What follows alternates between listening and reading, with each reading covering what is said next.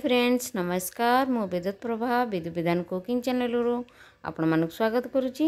आज आपण मानक पई नहीं आछि बिना पियाज रसुण रे भेंडी फ्राए जेमिति कि खूब कम समय बनाई खाई परिबे और अन्य को खुआई परिबे।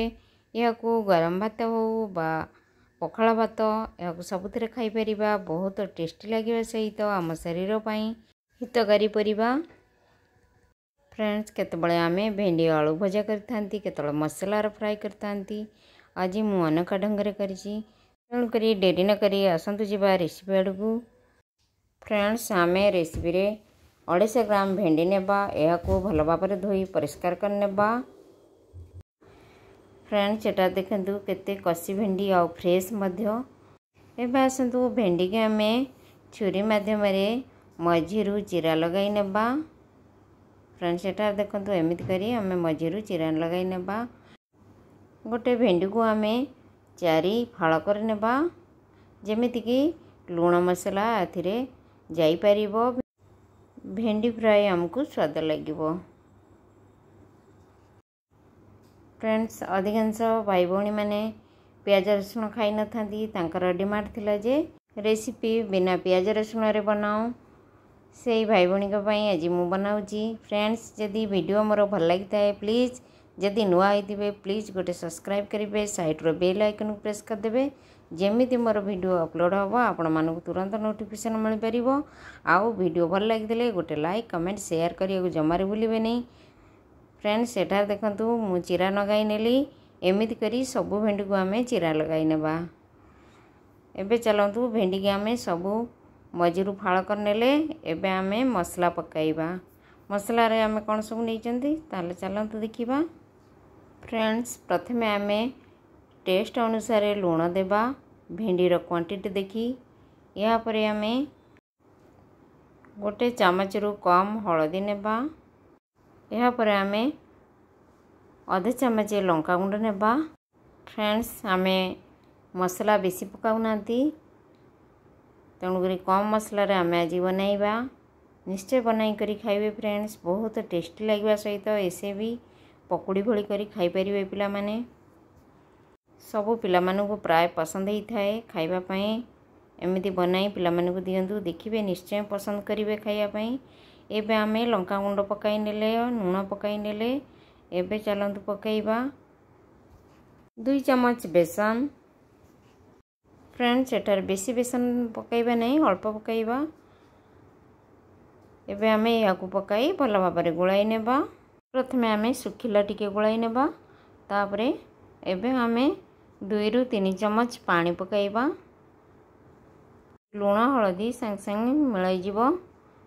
आ हमर मसला भेंडी को ऑब्जर्व कर नबो बा भेंडी मसला को ऑब्जर्व कर नबो तापरे हमर भेंडी भजा टेस्ट लागिवो। एबे आमे देखंतु सब गोलाई नेले एमिति गोलैला परे 15 मिनट छाड़ी यह आमे फ्राए करिबा। आकु छाणी की खाई परिबे नने तावारे सेकी मध्य अल्प तेल रे खाई परिबे। फ्रेंड्स आपण मानक चॉइस अनुसार फ्राए करिबे। एठारे आगुरु कढ़ाई रे तेल गरम कर नैथिले। एबे चलंतु भेंडी को गोटे गोटे आमे करी छाड़ी नेबा। फ्रेंड्स एबे आमे मीडियम फ्लेम रे भेंडी को फ्राए करिबा। एबे हमर भेंडी फ्राए हो गलानी तळपट। एबे आमे ऊपर पट को तळपट कर नेबा तळ पट को ऊपर पट कर नेबा। फ्रेंड्स एमिति करी गोल्डन ब्राउन भला पर्यंत फ्राए करिबा। एठार देखंतु हमर भेंडी गोल्डन ब्राउन हो गलानी। एबे आमे गोटे प्लेट माध्यम रे या को छाणी नेबा।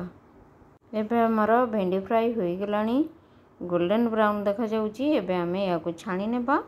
या को छाणी गोटे प्लेट रे चलंतु रखि नेबा। व्हाइट पेपर हो बा टिश्यू पेपर पकाई या को रखिबा।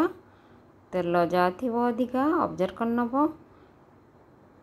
एमिति करी आउ किछि भेंडी को पकाई नेबा।